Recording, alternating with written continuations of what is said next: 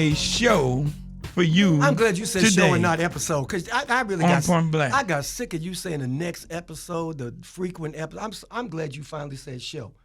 I'm Adolphus Pruitt. And I'm the Reverend Darrell Gray. Who interrupt me. I'm glad you said show. Ladies and gentlemen, we have a great episode for you today.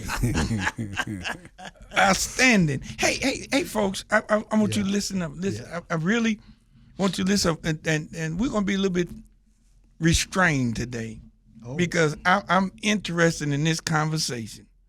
You know, what do you do when you run into a black man who's had 25 years or more as a police officer in the St. Louis, 30 years or more. 34 years or more.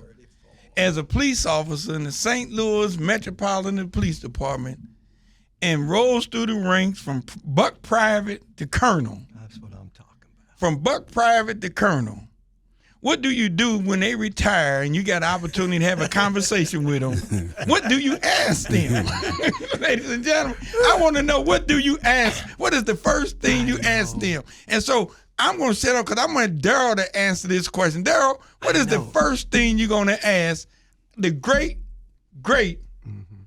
Colonel, Lieutenant Colonel Ronnie Robinson, retired? Yes, sir. Retired. How you doing, man? I'm doing great. I'm blessed. You blessed? Yes, sir. I don't know. Darrell ain't asked this question yet.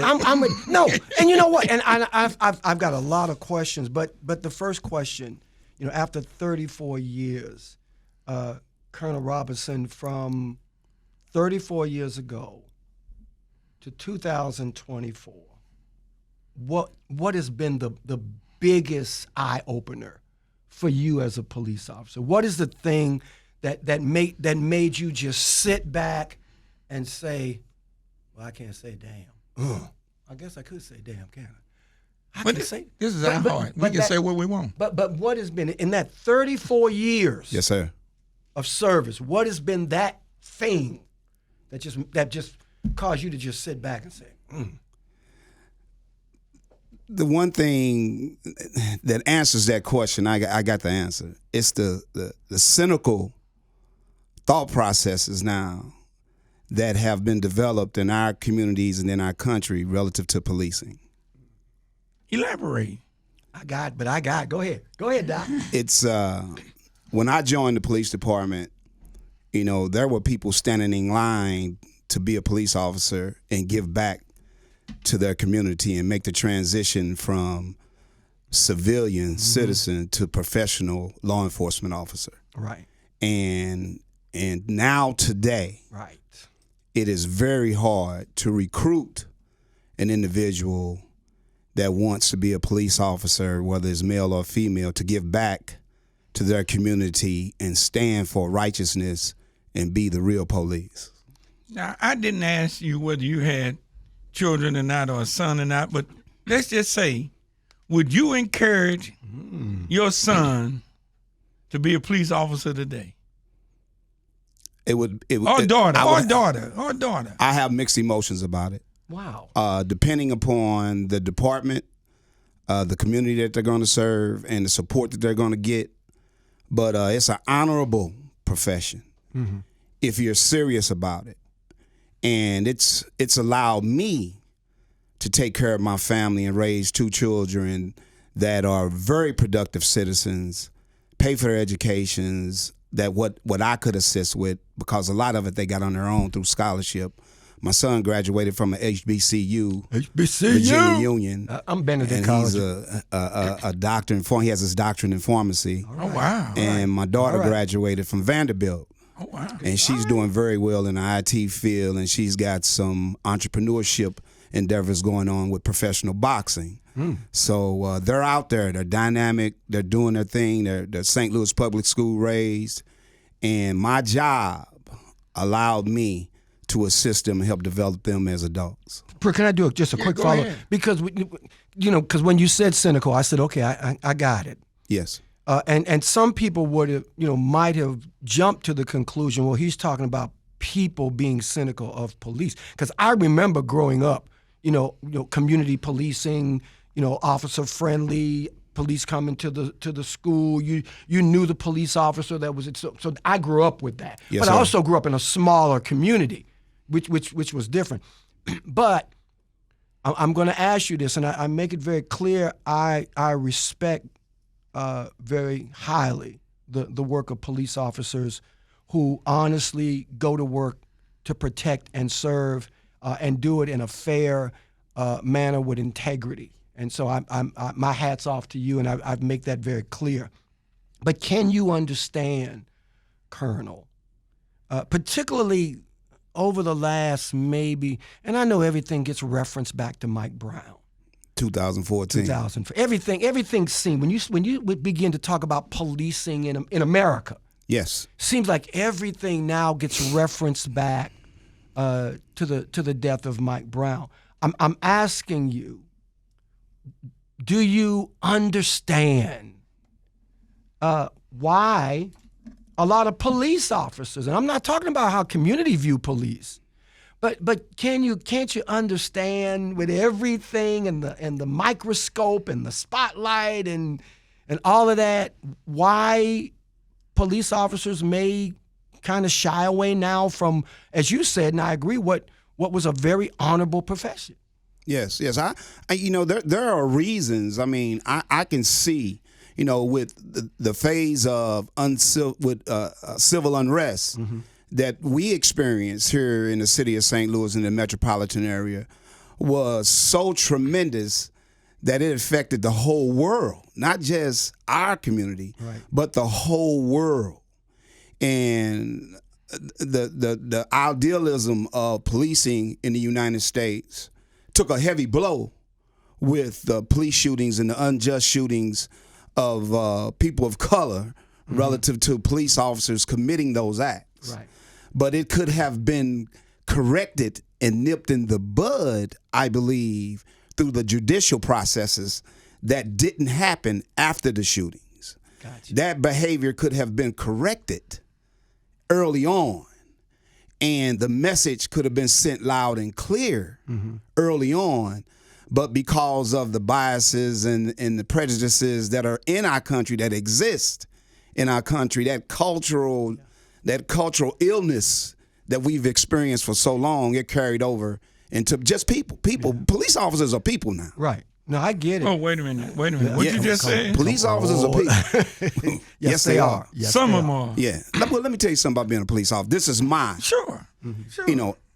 Just because I'm a police officer, I'm retired now. Just because when I was policing, just because I had a badge and a gun and I had the power to stop, detain, question, change a life, take a life, didn't make, and not be questioned, long as I was legit, didn't make me feel I was better than anybody. Because my mother wasn't a police officer. Right. My grandmama wasn't a police officer. And those are my heroes. But what a police officer has to understand, that you have to be and know the fact that you take an oath to protect and serve with emphasis on serve. Right. Just because it doesn't give you the right to think that you're better than anybody. What it does do when you take that oath and you swear to protect and serve, it gives you the responsibility to do the right thing more so than anybody. So let's do it. And I know police officers are human. I agree with that. But Ronnie, let's get right to it. Get it? Over the 34 years, Yes. what have you saw and experienced that supports why the black community and individuals in the black community have an issue with police? That's the other cynicism. That's the community cynicism side. Now, why? I mean, because the issue exists, and it didn't just crop up out of anywhere. The community had to contribute to it, but the police had to also. And of course, you know about it. You had to have seen it, experienced it. Not that you contributed to it, but I mean, what is it? What is it that police officers have done you've seen over your career that have contributed to why we have this anti-police community situation going on? Poor communication, lack of communication, poor communication skills. Got it. Lack of empathy on behalf of that officer. If you've been around, and when let's get to it. Sure. You said let's have the conversation. Let's have it. The problems mostly come in the black communities, right? That we serve. Okay. And if you haven't been around black people, right, you haven't been raised around black people, you haven't been associated with black people, you didn't go to school with black people, you ain't dated a black person, you don't have no black relatives or friends, and you get the power to become a police officer, and you're young. And most police officers start off, their average range of starting off is from 21 to 25. And out of high school. and you're young, and you get thrown into the midst of a black community. Who's going to teach you how to deal with the black culture and talking to black people and respecting black people? Or do you just naturally have that empathy, or you don't have it? Right. In a lot of cases, they don't have it. In a lot of cases, I've seen young officers be taught by veteran police officers, which I had to try my best to combat as a commander, as a sergeant, as a lieutenant, to combat when an older police officer tells a young police officer. Hold that thought. We're going to a commercial break. Hold that thought. We'll be right back with more on Point Black. We're here with Colonel Ronnie Robinson. Colonel Ronnie Robinson. Lieutenant Colonel. And we are back. Yes, we are back. Listen, off the air, I was telling Lieutenant Colonel Robinson, retired, that I appreciate his honesty. And listen, I get it. When you talk about civil unrest and civil disobedience, NAACP, Expect Us, Frontline, you been involved in all of it, and so I understand the cynicism from public people who may not want to be police officers. I mean, like I said, you look at the microscope. In order to be a police officer today, you've got to have qualified immunity. You've got to have a police officer's Bill of Rights. You've got to have all of that because people will come. I mean, and you listen. You got a cell phone and an iPhone and a video camera. Taping every every arrest. And so, but the reality is this too. When you make that commitment to protect and serve, even with whatever human flaws come with it. There is an expectation. There's an expectation to know that you're not above the law, that people are watching, that you've got to, as grandmama say, cross all the T's and dot all the I's. So when you talk about, cultural insensitivity, one thing that I know the NAACP and other organizations have stressed, Ethical Society Police, in the academy, make sure you deal with cultural biasness. Because you're right, somebody coming off the farm, coming into, I don't care if it's St. Louis, Baltimore, Atlanta, but coming into an urban setting, and they don't have that, and the only thing that they have, had to go on is the TV cops, and the perception that grandmama gave them. But Colonel, even with that, and I get that, and I understand that as part of the reasoning. But the other side of it is that in your years, ESOP came up in your years. I mean, you had, when you have to create an ethical society of police, when you have to do that, then, for you as a black police officer, black officers saying, we've got to create an organization to protect ourselves. And so you've got community seeing that black officers are not being allegedly protected. So if you're not going to protect your own, how are you going to protect us? So the cynicism that you see, the disconnect, man, I know the struggle that you must have had, as Adolphus said, coming up from private to become lieutenant colonel, man, I know that obstacles, hurdles, barriers, how'd you maneuver through all of that, Doc? Oh, I want to piggyback just a little bit on something that you said about coming from the farm. I'm not necessarily, don't get it twisted. I'm not necessarily talking about white officers only. There you go. Okay. Okay. You go. That's right. I'm talking about black and white officers that don't have the ability to communicate and that take advantage of people just because they can. Fact. I'm talking about both because I've seen both in my career. But when you're talking about police shootings, when we were addressing that dynamic of civil unrest, right. More often it's a white officer shooting a person of color, right. In this country that we've seen. Now, me coming through the ranks, I had some issues. as far as opposition, sure. and you have to understand the dynamics and especially the political dynamics. The higher you go up in rank, people will do things have an agenda and do things that ain't necessarily fair. Some people develop that, hey, and no matter what I need to do to get ahead, I'm gonna do it. Wow. Whatever I need to do, that's what I'm gonna do. So coming up through the ranks, first of all, you have to have a support behind you and have commanders and community behind you that has an example of the body of your work and what you do and what you represent. And if you put the work in and you do it professionally, that's going to shine. So as you try to develop and go up the ladder, commanders and the people who have a part of your destiny, how you can get promoted, they're going to have confidence in you and know that you're going to represent what they say. They can put their reputation on the line for you. Mm-hmm. And if I hadn't had that, because of the way I police, a lot of people didn't like that were in control of my destination that could have halted my promotions, I wouldn't have gotten promoted because I needed that help from the community and from commanders that were established on the department. And that help was tremendous in my career, and I am forever grateful for that help. Some of the people sitting in this room helped me as far as my promotion is concerned. Mr. Pruitt did. Amen. I'm going to publicly put that out there.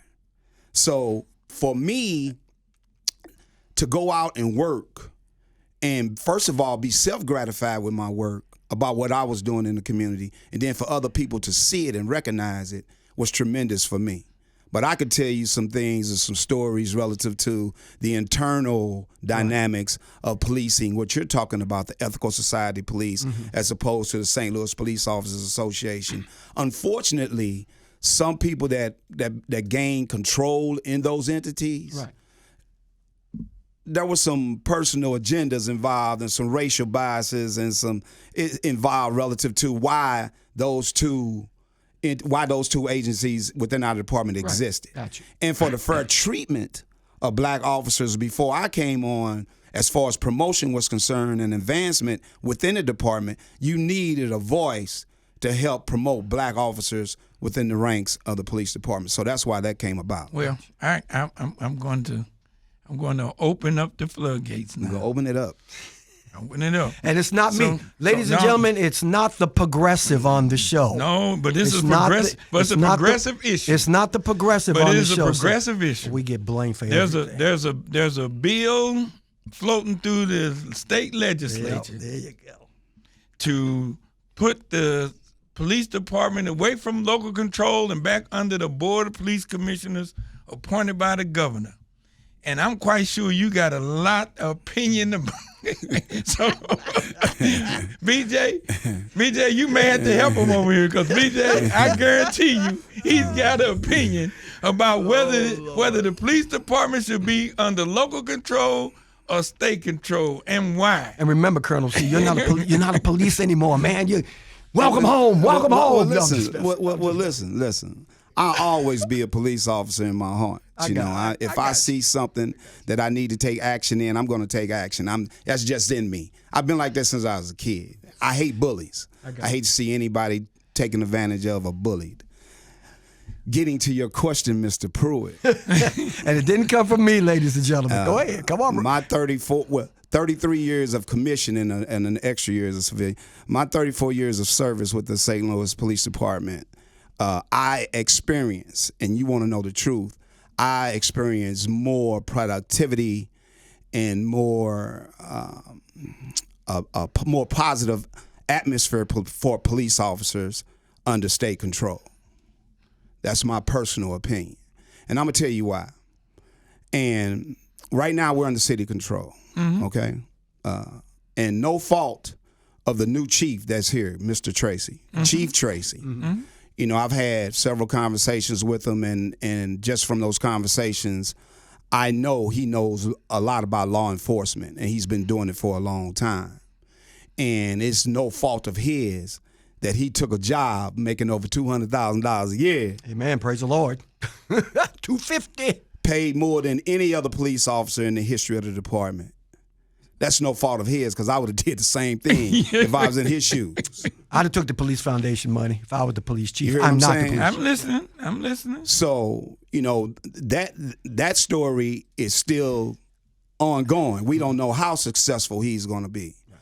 But under city control, an outsider came in and took over the police department, and there were very capable commanders on the police department that came up through the ranks that had a historical account of not only the community and the relationships that they built in the community, but a historical account of the ability of the officers that need to be commanders and that could do the job correctly and that could do it right. And to go outside, you lost all of that advantage. So an outsider has to come in and catch up and make assessments and develop these relationships and not have 25 to 30 years of experience with officers that have been on the department for 20 years or 15 years or 10 years. But that's not Chief Tracy. He's going to do the best job he can. I get that he's going to do the best job he can. But that decision came under city control. But that's just hiring the chief. Wait a minute, that's just hiring the chief.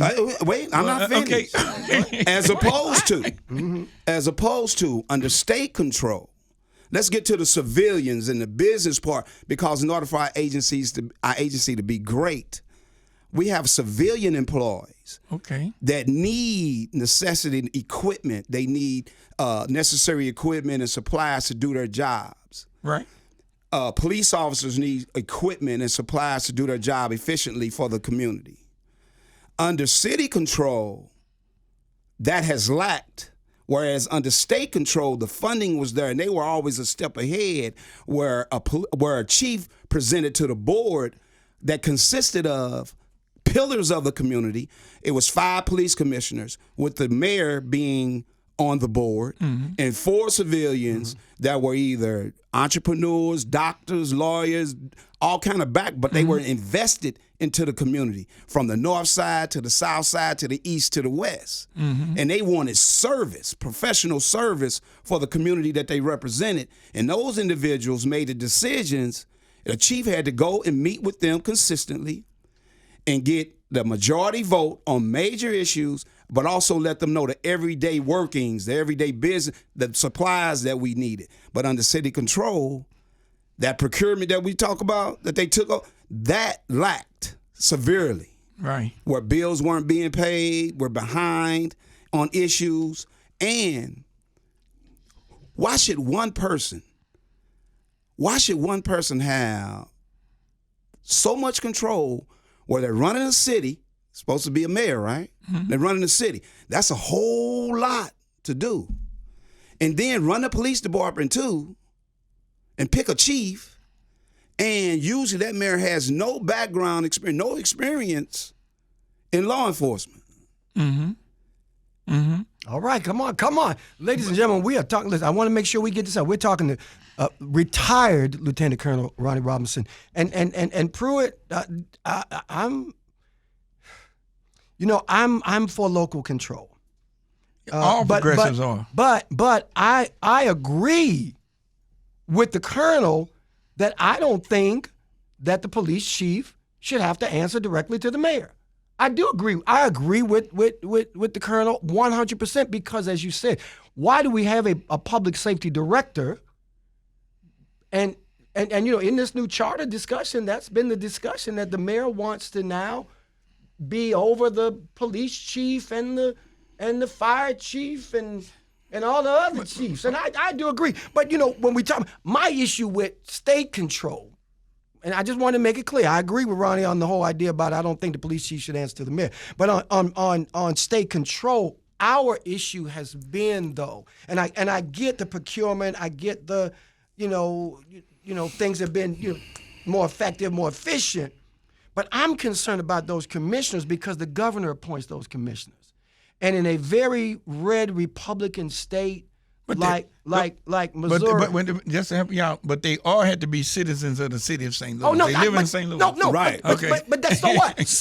So what? Now, You live I just in want to St. make Louis. sure. No, I understand. Okay, I understand the requirement. okay, I understand the process. I get that. first of all, you could be a citizen of St. Louis and be the most ultra conservative I somebody. I just want the public to understand that the governor appoints, but he has to appoint people who live in the city of St. Louis. I will say this. We're talking about my experiences, right? I got you. My experiences with the police commissioners, right? They have been predominantly black. All skin folk for 33, 34 years, the presidents of those boards have been black because of the concerns of the black community. And the governor recognizes that he or she needs to be informed with the most legitimate information that he or she can get. I got you. And the white commissioners and the black commissioners worked together under my experience. And then the chief had to have the political savvy on major issues, and, which includes promotion of individuals. He had to have a majority vote, 3 out of 5, when he went into those meetings to carry on what that chief wanted to do on major issues, instead of just one person having the autonomy to do that. Well, Ronnie. Well, let's though. Let me ask this question. Let me put it this way. I'm glad you're a civilian now. Yeah. Oh yeah. But I'm a fair civilian. Well, great. Yeah. No. But but here's my question: is what is it that I'm trying to understand, because the need for a ESOP and the need for the issues surrounding fairness and promotions and discipline and stuff for black police officers, the issue that all that brewed out of when we were under state control versus local control. Mm-hmm. And so I guess what I'm trying to say is that does those, now that we have local control, does those same issues exist? Is it are police getting black police officers getting a fair treatment under local control versus when it was under state control? No. See, that's what I'm talking about. No, they're not. No, you heard him say no. What you not understand? The N or the O? He said no. He said, "Hey, BJ." Let me tell you something. He said no. Under state control, we had a chief, and you may not like him, you may not like him. We had two chiefs that really were very effective to me, in my opinion. Mm-hmm. Chief Ron Henderson, very effective chief, and Chief Joe Mokwa, very effective chief. And I hear just the opposite about Joe Mokwa. That's interesting. Let me tell you something. Let me tell you something. If you take a poll, both of those men were chiefs. When they walked into a room, their command presence was demanded. I got you. You stood up and sit straight in your chair. I got you. And out of those two chiefs, who do you think promoted the most black officers in the history of the department out of those two chiefs? Mokwa versus Henderson. Henderson. Joe Mokwa. Henderson did a lot too now, both of them. Mm-hmm. But Joe Mokwa promoted more black officers than any other chief in the history of the department. Interesting. Under state control. So let me tell you my Mokwa story. And and I don't know, ladies and gentlemen, I don't know if it's true or not, but I heard this from police officers, that the issue with Joe Mokwa that they had with him was he would tell the police officers that we're going to outgain the gang. We're going to when we go to these neighborhoods, the gangs are not going to run these neighborhoods. We're going to outgain the gangs. They're going to understand we're the gang, the big gang in town, not them. And he demanded police operate that way. Now and I had police officers tell me that. Now I don't know how they say it again. Say it again. Make it clear to me. Because the gangs control the neighborhoods. Mm-hmm. And Mokwa's position was that we got to outgain the gang. We're going to be the gang that owns the neighborhood, not the Bloods, the Crips, or whoever they call it. So you're saying the police going to be more forceful, more aggressive? Yeah, they want to be. They're right. We're going to be the gang. If there's a gang running this thing, it's going to be us, not them. Our gang unit was composed of officers assigned to what division on the department? The intelligence division. Intelligence. Okay. When Mokwa was the chief, who was the intelligence division's gang unit supervisor? No, Hayden was over I said- internal affairs. So I'm trying to Right, think Hayden was intelligence. in internal affairs. Who was in No, Hayden was actually Moqua's aide. that's right, he was. Yeah. Before he went to internal Right. affairs. So He was was that act- you, Colonel? Were you that? I was the commander? gang unit supervisor. I 'Cause was the think- commander. I think I knew that. I listen. I've only been here 10 years, but I think I knew that much. No, I didn't remember. You headed the jump out boys. So No, Pruitt did not. So you can go Evoke the you jump can out go- boy. You can go anywhere, you can go anywhere in the black community and ask about the gang unit during those times, during those periods. Now one thing Let me tell you some of the things that we did. Wait a minute now. Wait a minute now. You put it out there. I'm gonna lay it to you Go now. ahead, Colonel. Go Wait a ahead. minute. Go ahead, Colonel. Bring it Let me on. tell you. Bring it on. We took a Menace match. holistic approach to policing. Mm-hmm. We brought a service to the gangs that no other entity, no other unit had done that set precedents not only in the city of St. Louis, but in the country, the things that we did that were adopted that we did as a unit. Okay. And one of the most, and I'm gonna knock your socks off with this one. How many murders do we average, or were we averaging back in the early 2000s and the 1900s, and that was consistent? How many murders? 109, 110. No, it was 2-something. 200 and some It murders. was 2-something. Yeah, it was. Okay. Yeah, it was. In 2003, the gang unit, with the help of an initiative that we started with the gang unit, our homicide division, and our most violent offenders division, spearheaded by the gang unit now, and the rest of the officers getting them involved. In 2003, we had 98 homicides, under 100. And everybody think that was an anomaly, but it's not. We worked on that number. We focused on that number. And then that number came from 200 to something, came down and averaged off like 118, Right. Yeah, that's what I'm gonna 122, say, yeah, 123. yeah, right. But as things change and new chiefs come in, they bring in new initiatives, and sometimes chiefs makes decisions, well, I'm going to go this route, or I'm going to go this route, instead of looking at what works and sticking with what works. Got it. Okay? Got it. So that was under Moqua that we did that, and Henderson, because Henderson assigned me to the intelligence division. Ron Henderson did. Okay. Because it wasn't working. They weren't doing what they were supposed to be doing. And when he signed, he called me up to the office and said, because I was working for a tremendous commander, Gregory Hawkins. Hawkins, I know. You remember Hawkins? I know Hawkins. And some of them, you talking about the police department and some of the history and the legendary commanders and officers that I can go through a gamut of Captain them. Alfin. Captain Alvin, Yeah. Gregory Hawkins, Greg Lieutenant Hawkins, Colonel yeah. Everett Page, Joe Moqua, Timmy Reagan, Eddie Koontz. Eddie Koontz. Eddie Koontz I was remember a Eddie Koontz. magnificent, Yeah. brilliant commander. Audrey Lee. I don't know if you remember I don't Audrey, Lieutenant remember Audrey Audrey Lee, Lee. black female, tremendous commander. Mike Jarvis, Ronald Danny, Colonel Atkins and his son. Atkins Both of them, Warren. Leroy Atkins and Atkins Warren, but Atkins Warren was before me. That's my brother-in-law. I'm talking about Leroy and Al Atkins. Al Isom. Atkins, yeah. Dan Isom. Dan was impressive. Calzona Cal Hall. Hall. He's a Remember good Calzona Cal. Hall? Yeah, no Cal. Joey Cal. Speed, Steve Pollahan. I can go on and on. Right. You talking about commanders that You didn't officers, say Millbrooks. No. That was before my time. I heard stories. That was You before heard my a story time. about But you Millbrook. talking about commanders that accepted nothing but professionalism and excellence from their officers, and that a hands-on approach. We're going to take another break.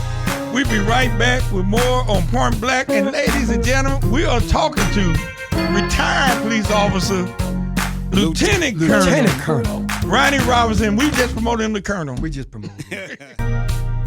Ladies and gentlemen, we are back, and we have Lieutenant Colonel in here. And, we were having a great conversation, but I got to ask this question. Colonel, Yes, sir. when we got our first black circuit attorney in Kim Gardner, and the relationship between her and the police department sort of changed and got rocky. Now we even have a second black prosecuting attorney, and so I'm trying to get to the point where I understand that his position is that this office should work to assist police and in partnership with police. And Kim's philosophy was, they claim it was different, where hers was that we need to have more oversight of police and not just take them at their word when it comes to prosecuting cases. I may have got all that wrong, but you've seen both sides now. You retire with the new one coming there, but let's talk about police and their relationship with the office. prosecutor. Everybody knows, it's not rocket science that the police department and our agency should get along with the circuit attorney's office. We wash each other's hands together. Everybody knows that. That's how it should be. Mm-hmm.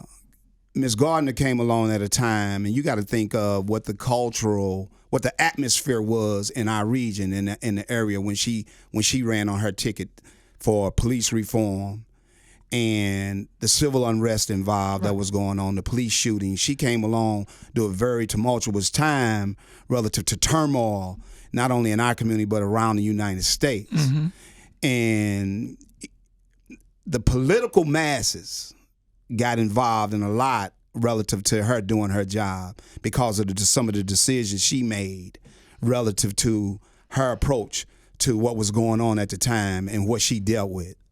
And for her to be ostracized by some people, I think was unjust. Got you. I think it was unjust. Now, did she make some mistakes? My personal opinion, she could have handled some things differently. But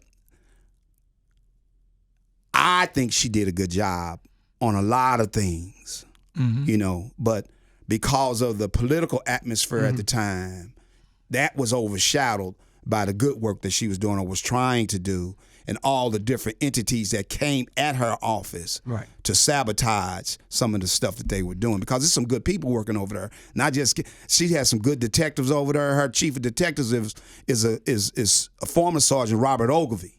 Right. And his reputation is impeccable.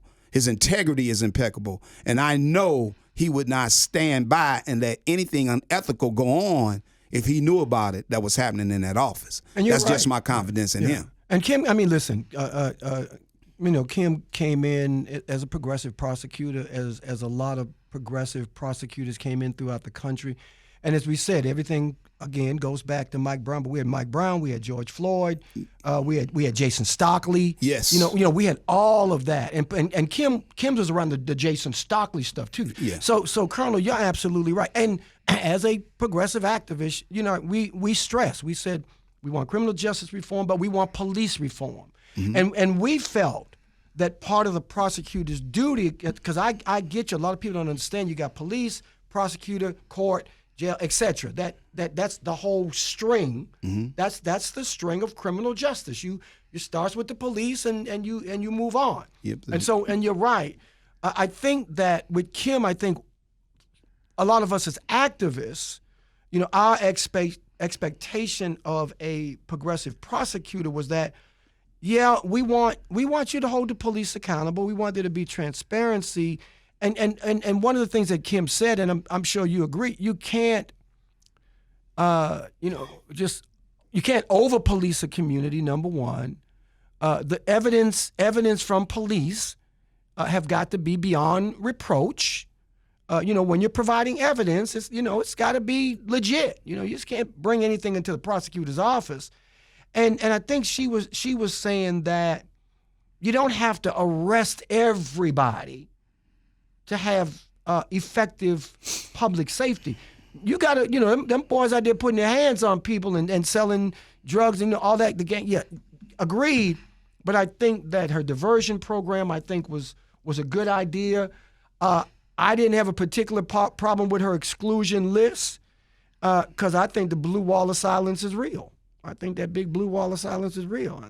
I just, did I say that 3 times? I'm gonna click my heels now.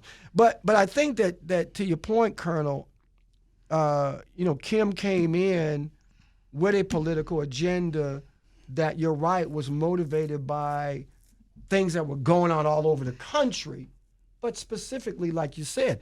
And I think we expected her to hold police accountable. Well, she did. Right. How many after she came in office, how many illegitimate police shootings did we have in the city of St. Louis? You know, she put an emphasis on that. They even even the chief created a FIU unit that was, all they did was investigate, specialize in police shootings. So we improved 100% relative to police shootings, police-involved shootings within our agency.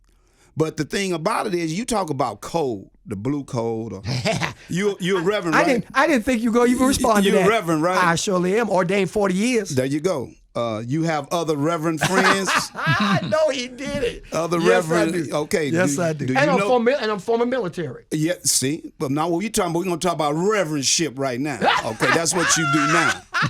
Okay, that's what we're going to talk about. Come on, Colonel. Do y'all or do you not? Now, remember, you're a reverend. I'm a reverend. I'm under oath. Is it a Bible in here, BJ? Is it a Bible in there? I got you. Can you put your hand on it? Do the reverends have a code? Yes. Okay, thank you. I'm going to be honest. Within every dynamic, good point, amongst associates and comrades, there are codes. You know, so how can you expect the police not to have a code when every other entity does? I got the Bible, but the issue, the difference though, and you're right, and you and I, the difference is, and you said it, yes, that police officer can put on that badge, put on that gun, and the police officer has the right, under legal circumstances, yes, sir, to take a life. And I think that when you talk about that code, I think that, and listen, I like to believe that preachers are in a high category, but I also understand that, as you said, we're all human. But when you got that gun, I think that gun, Colonel, is the difference, is the difference maker. And that's just me. Are you a leader of people? Yes, I would like to think. Are you responsible for people? Yes, I like to think I am. What comes out of your mouth, do people pay attention to? We're talking about a gun, though. Can you lead? No, and yes, and I don't disagree with that part. But can you change a life? Have you changed lives? I would like to believe that I have. I know for a fact you've changed lives. I like to think I have. Okay, then. But take a life, though. But wait a minute. Let's be clear. I understand both sides of the coin. Yes. On this issue, the big issue is this, and it is, people are human beings, right? And when somebody feels that their life is threatened and is going to be in jeopardy, they're going to respond kindly to that force. Force meets force. And I think the issue comes up is whether when police encounter that force, whether the force they use is in proportion to the force that they're receiving or is coming at them. And it's always going to be a great question there. That's because it's hard. You can't get in anybody's mind. Right. And I think we all accept that we have corruption in the church, we have corruption in the police department, we have corruption in the NACP, we have corruption everywhere. Wait a minute, in the NACP, did you say that? Yeah, we got corruption everywhere. Everybody got corruption. It just exists. Mm-hmm. It just exists. Because people are human. Because people are human. Right. But my question to you, because we're going to run out of time, but my question to you is, what do you go now? How do you see the St. Louis Metropolitan Police Department in the future and going forward? What do you see based on what you left behind? Right. Good. What do you see about if you had to paint a picture or hypothesize where are we going to be at, where our department is going to be, what it's going to become? What do you see? You know, that's a very hard question because I'm not in control of anything anymore. And but you can predict based on the way things are rolling. But I would have had a prediction relative to the leadership if I knew Chief Tracy. Okay. See, I don't know Chief Tracy that well. Mm-hmm. Right. I met the man, like I said, I respect the man from his conversation, but I really don't know what type of person he is. We touched on this. Let me touch on this. No matter what type of person you are, in 20 years, 25 years, 30 years, it's hard to hide if you are a racist, if you're a liar, if you cheat, if you steal, if you got integrity, if you got class, if you're smart, it's hard to hide. That your true self is going to be revealed sometimes within your career. Sure. You know, some people still early on in their career get caught. Some people still when they 25 years on and get caught and lose their jobs as a police officer. Right. Now, Chief Tracy, I don't know him. Yeah, but So when you I can't say what direction he's going to take. Yeah, but when you say that, with city control. No, but wait a minute. First of all, okay, let me finish. I'm answering your question. Okay. We got a mayor right now that ran on a ticket to defund the police department. Mm-hmm. What you think my thought processes are about that? I can imagine what I'm a police officer. Right. And I got children. I got family. I put my life on the line every day, and you expect me to say something positive about anybody that says defund the police. But would you agree on reimagining with policing? Would you agree on the statement that we have to reimagine how we police? Because I don't say defund the police. But I do say that we have to reimagine how we are doing policing. Were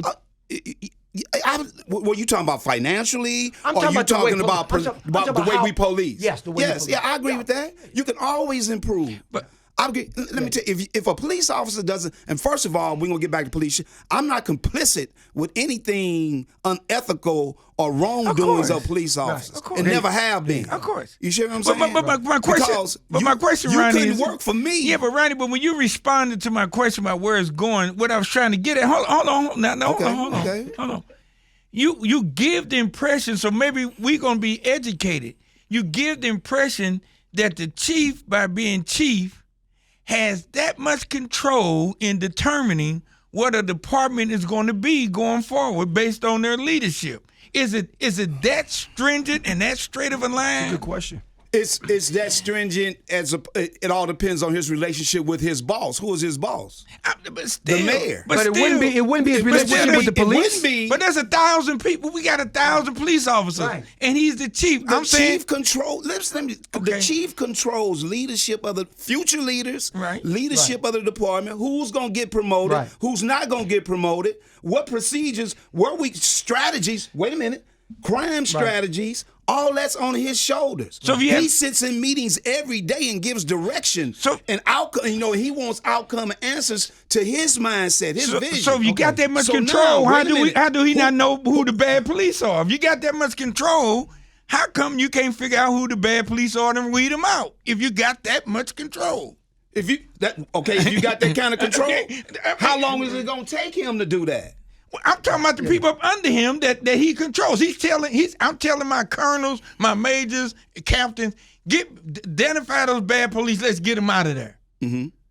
If I got that much control over how I'm going to run the department and it's as stringent as we talk about, then why do we still have bad police?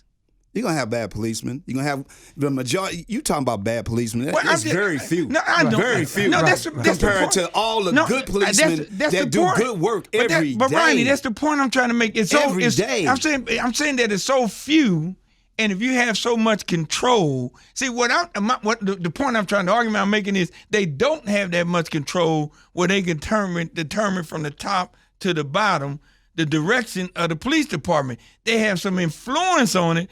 But I just don't think they had that much control that trickles from the top all the way down to the patrolman. It's a military quasi-agency. Yes, a military. It's a military quasi-agency. We're going to have to go. And you're supposed to respect command, and you do what command say. But now, listen, a police officer, let's talk about the patrol officer. Right. He goes to a roll call every morning, which lasts on an average from 15 to 30 minutes. He goes to a roll call. Right. And he may not see his supervisor for the next 6-7 hours. That police officer has been trained to make decisions sometime in a split second to do the right thing and have empathy and professionalism for the people that he serves. Well, we're out of time. We're out of time. We got to get you back. We're out of time. We're going to get them back. Just remember to go to the iHeartRadio app and punch in Point Black. Go to any of our social media sites at Point Black STL. Ladies and gentlemen, we are out of here, and that was Colonel Robinson cutting me off.